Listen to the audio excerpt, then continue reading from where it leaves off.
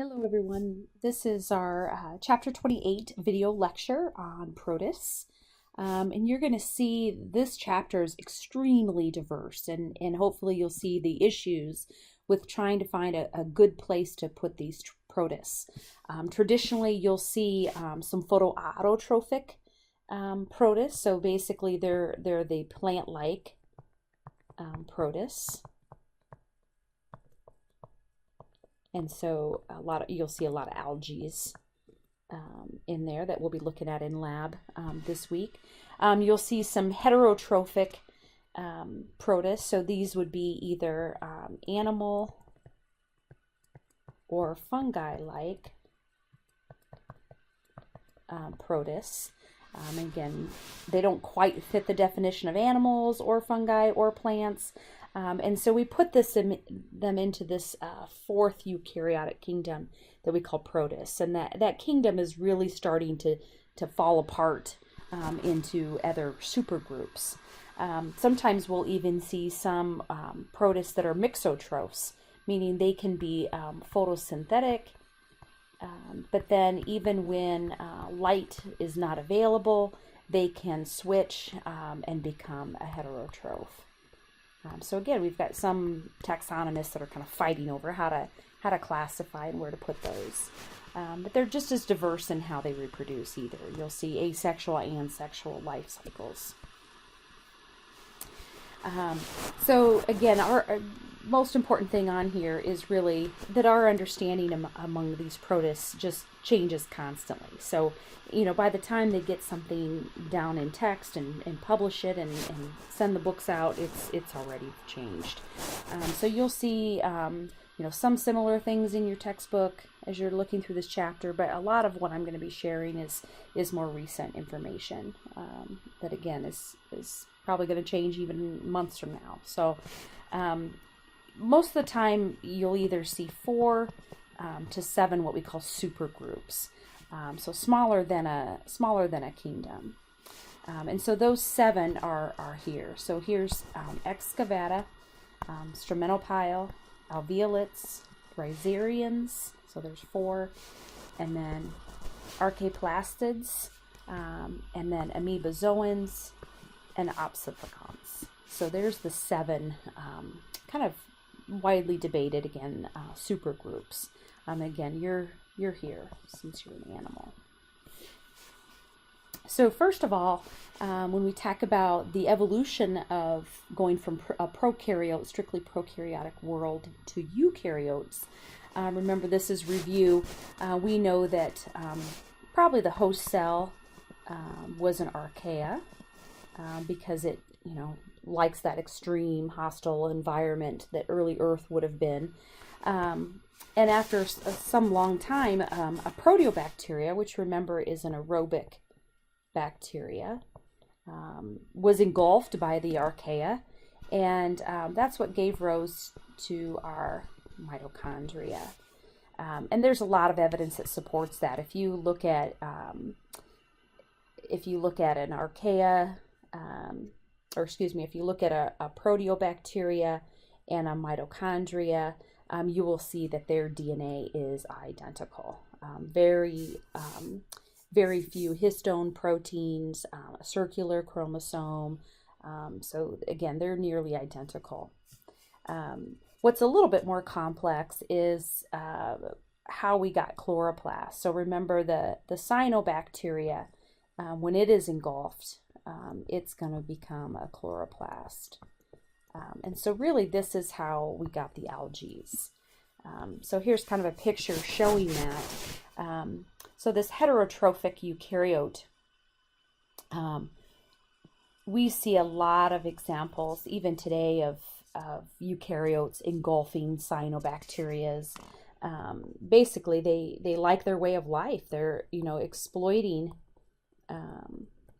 that photosynthetic way of life.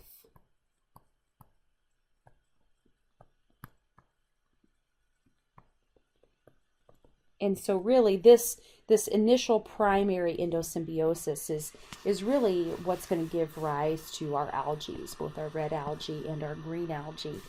And then you'll see a secondary endosymbiosis, so a second time where a chloroplast is going to be, or excuse me, not a chloroplast, but one of the algae is going to be engulfed. And that's how we're going to give rise to some of the other organisms. We're going to look at some dinoflagellates, some stromatophiles, and some euglenids as well. So this is a little bit more of a rare event, although we do see a lot of examples of this still happening, even with, for example, sponges, clams. They harbor algae a lot of times in their bodies to again exploit that photosynthetic way of life. So I've got a blank slide here to list some evidence that supports that endosymbiotic theory. Okay, so we would expect to see similarities in structure and even how they reproduce. So for example, if we look at if we're comparing a proteobacteria to a mitochondria, or if we're comparing a cyanobacteria to a chloroplast, we'll see that they reproduce using the same binary fission, where they copy that chromosome and then divide. So even a mitochondria that's found in a eukaryote does not use mitosis. It uses that old-fashioned method of binary fission to divide. The genome is the same, so they have a single circular chromosome. Okay. With little protein compared to the eukaryote, where we have linear chromosomes with lots and lots of protein. We also see that they have ribosomes. So even though there's eukaryotic ribosomes, the ribosomes are prokaryotic. They have a different shape, a different size, and so again, that's more evidence that supports endosymbiosis. And then lastly, kind of that double membrane system.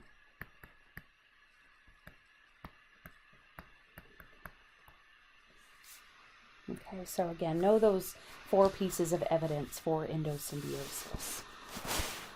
So now to get started with the classifications, the first supergroup is this excavata. And we're actually not going to look at these two. You wouldn't want to. These both cause some pretty serious infection. You can kind of tell this one where it's going to reside. This is a intestinal parasite. They do have a mitochondria. It's very reduced in size. It does not function. And that's because, again, it's found in an anaerobic environment. So they're going to just use glycolysis. So again, this is an intestinal parasite. So no worries, we won't be looking at that in class. This other one here kind of gives it away as well. Trichomonas is a sexually transmitted infection. And you can kind of see a picture down here. They use flagella to move through the reproductive and the urinary tract. And again, so these two groups really lack plastids. They have kind of what we didn't think for a long time was mitochondria because they were so small and reduced in size. But in fact, they are mitochondria that have just lost function.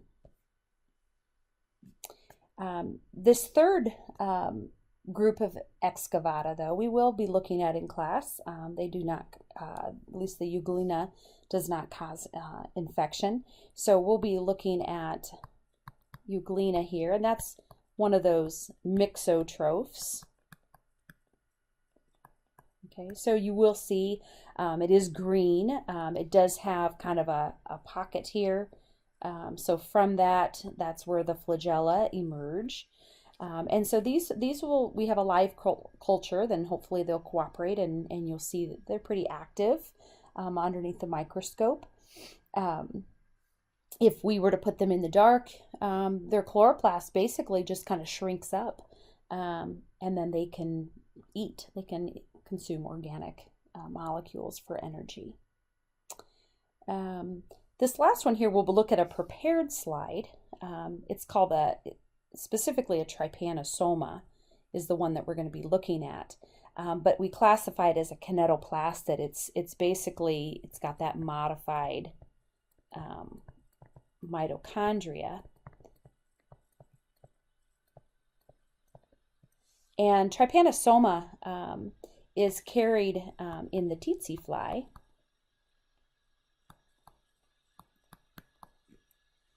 And it's carried in the salivary glands of that tsetse fly, and then passes into human, and it causes African sleeping sickness, which doesn't sound too unpleasant, but actually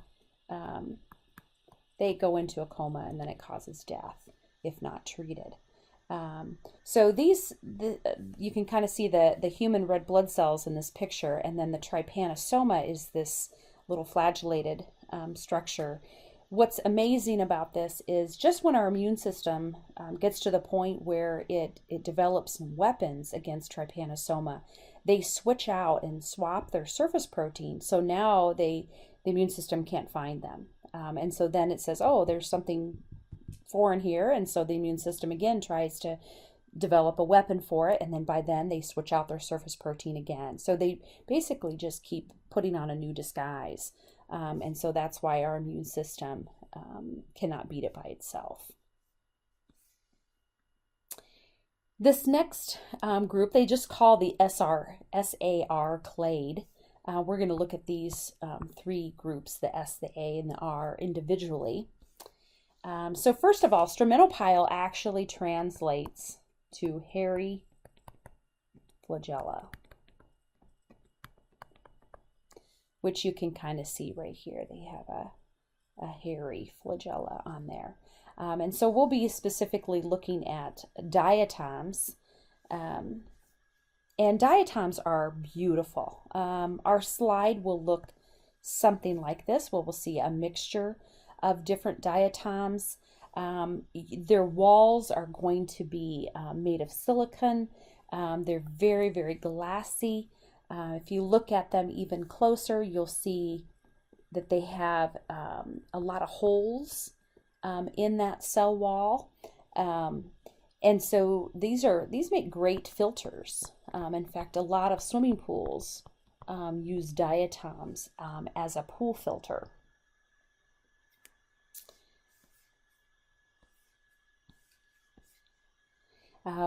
Golden algae are exactly what they sound like. So remember the carotenoids, which are kind of, we talked about the orange carotenoids.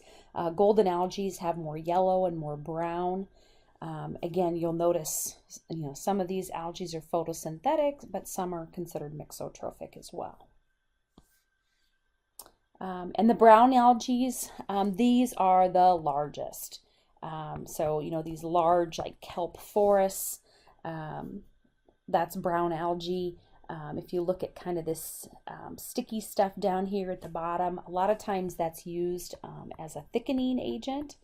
So like pudding, ice cream. If you read your ingredients, it might say something about algae being used in that. And that's because of that thickening agent that's in that little holdfast. These right here, the alveolates, are named because they have these little pockets, and some of them are empty and some actually do have polymers underneath there, just under their plasma membrane. And we will be looking at examples of all three of these. So the first one is one of my favorites. This is actually a picture taken from Mosquito Bay in Puerto Rico, specifically on the island of Vieques. So you can see a little bit of the light pollution kind of up here at the top from a few of the resorts that they're starting to build. But Vieques, if you look up this island, put it on your bucket list of places to visit sooner rather than later, because it's really starting to catch on, and a lot of cruise ships and things are starting to kind of spoil the beauty of this island. But Vieques has this Mosquito Bay, and it's just loaded with these dinoflagellates. Dino because they have kind of this plated armor that makes up their cell wall, the cellulose armor, and then flagellates because they actually, you can kind of see the flagella in action here, but they basically have kind of a groove here that contains a flagella, and then they have a groove that goes this way as well. So one kind of works like a rudder and kind of steers the dinoflagellate, and then the other one propels it. But the reason these are so cool and Vieques is so special is because these, when they're agitated, they will bioluminesce. And so my family went there. Actually, my husband and I went there several years ago, and we took an electric boat. That's where this picture was taken.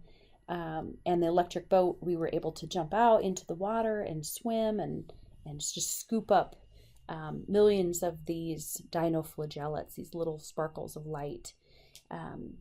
Just about 4 years ago, we went back to Vieques again, this time with our two daughters, and this time they let us kayak. They didn't let us swim in it because of all the bug repellent you have to wear because you are in Mosquito Bay, but they did let us kind of reach down with our hands and scoop up little bits of water from our kayaks.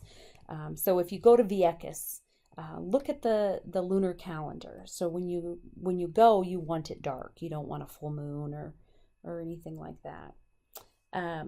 If you've ever been to the beach and they say, "Oh, sorry, the beach is closed because of a red tide," that's a different, but it is a dinoflagellate. Oops. It is a dinoflagellate. So these toxic blooms can also be caused by dinoflagellates as well. Or you just might know it as phytoplankton. We're going to be looking at a prepared slide of Plasmodium because again, we don't want anybody to contract malaria. But again, you'll see these human red blood cells, and then you will see all these little tiny Plasmodium. And so this particular protist requires both the mosquito and humans in order to complete its life cycle. And so the reason that these are classified as an apicomplexan is because they actually have a complex of tools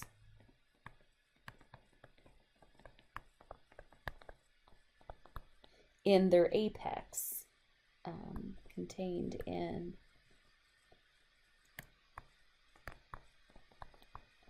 so basically in the point of the organism's shape.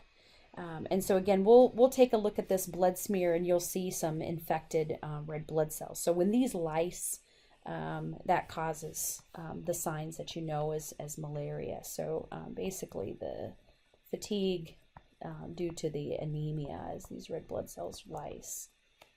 Okay. You already know one of the most famous of the ciliates, and that's this guy here. Here's the paramecium. So you might recognize these two structures as a review. Those are those contractile vacuoles that pump out water so that paramecium does not explode. And over here, we will look at hopefully some live cultures of Vorticella. And so basically you'll see Vorticella has a stalk, and as food gets close to it, you can kind of see it kind of spring And if you're looking for the cilia, it's basically right here on the top. There you can kind of see it beating. And so this is Vorticella. They're kind of a bell-shaped ciliate. And I always just remember, you know, here's kind of the bell. They kind of have a vortex inside them. The rhizarians are the amoebas. The difference is these are not like the lobe-like pseudopodia. These are more thread-like. They're actually quite beautiful. So here's a good picture of one. So this one happens to be doing phagocytosis. So it's extending these thread-like pseudopodia. So this is different than the other amoebas that we've talked about. The forams also have pseudopodia that extend kind of through the pores in their shell or their test. Both of these fossilize really, really well. A lot of these shells will kind of fall to the ocean floor. You know, there could be, you know, even 100 meters of these shells on the ocean floor. Okay, so again, these skeletons on the outside, these shells or tests, fossilize really well. And so a lot of times that even helps companies if they're looking for oil. If they find, you know, these, then that means oil's probably close by.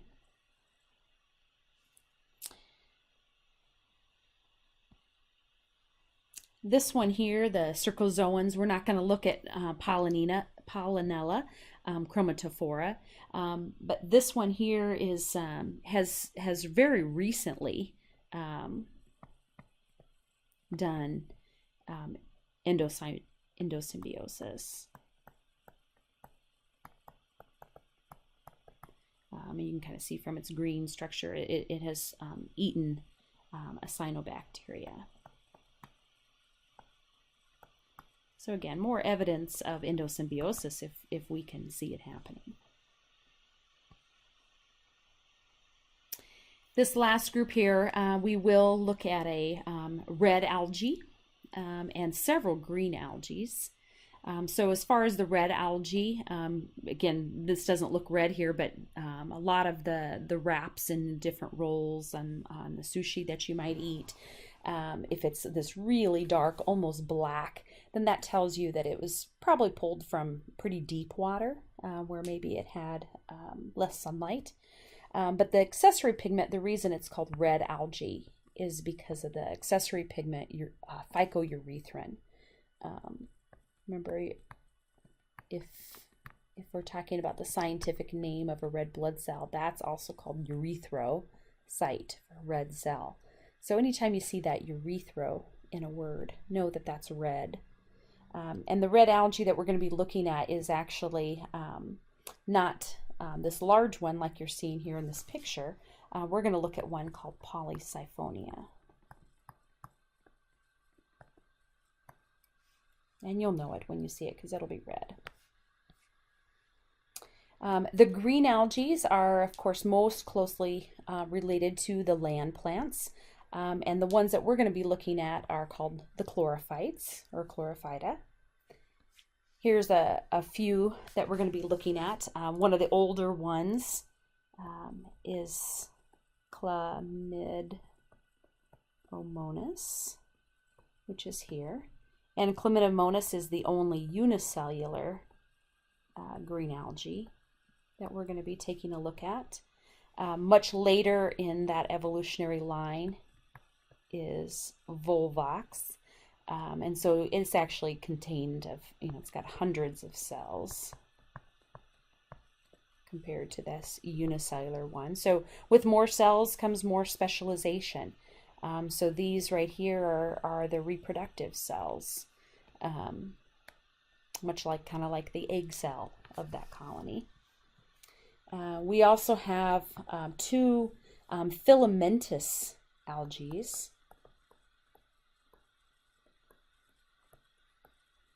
So they're arranged in long filaments. This one here, you can kind of see the spiral. So this is called Spirogyra. And this one right here has more kind of a branching network to it. And so that's called cladophora. Anytime you see clado, that means branch.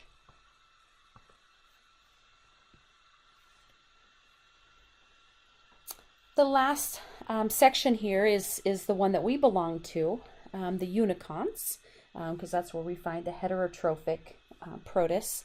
And all these question mark means we just don't know. So if we're looking at this, common ancestor to all of these organisms, we don't really know what the root of that tree is. So these amoebas are the ones that are really the true lobe-shaped pseudopodia, okay, rather than those thread-like rhizarians. And so these, first of all, these slime molds used to be classified as fungi because they are decomposers. They are saprobic, meaning that they get their nutrients from dead stuff. Okay, they are a decomposer. Okay, and so we'll take a look at some of the videos of these, and then we will have a culture that looks probably something like this. Basically, the idea behind these plasmodial slime molds is they kind of start out like this, and they're eating, and life is good, and there's plenty of food. And then you'll notice maybe here food starts to decrease, or some kind of resource that they require is maybe running out. And so what will happen is they will actually send up this little stalk with spores on the top. Here you can kind of see it close up. And so all of these little individual spores then can be dispersed by wind. And then they'll get dispersed to a new environment. And hopefully that new environment has more resources. And so then they'll start to germinate and feed, and then the whole thing continues again. So here you can kind of see a close-up of that stalk with one of those spores on top. Okay. Though these back ones here, these are plasmodial slime molds. And then this one here is called a cellular slime mold. You can kind of see the similar principle in that, here it's kind of feeding, and as we trace it around, the eventual goal is, again, a stalk with dispersal of some kind of a spore. Okay. Again, we'll take a look at one of the videos of a professor who has spent many, many years studying these cellular slime molds. And then the last unicont that is classified as a protist are the amoebas. Again, these are the ones that have the actual lobe-shaped pseudopodia. They are heterotrophic. Here you can see an amoeba basically sped up. So it's kind of forming these lobe-shaped pseudopodia, growing out. Again, normally amoeba are very, very slow. So here they're showing you real time. So notice all the cytoplasm kind of moving to one end and that pseudopodia just growing. Okay. So some amoebas are harmless, some not so much. So if you've ever had what we call Montezuma's revenge, you've probably had dysentery. Or even just a few years ago, individuals in Louisiana, their water was contaminated. And so they infected amoeba that actually spread to their brain and could cause death. So again, these are the true amoebas. Okay. So at the end of this chapter, you should be able to describe what endosymbiosis is and really list the 4 pieces of evidence to support.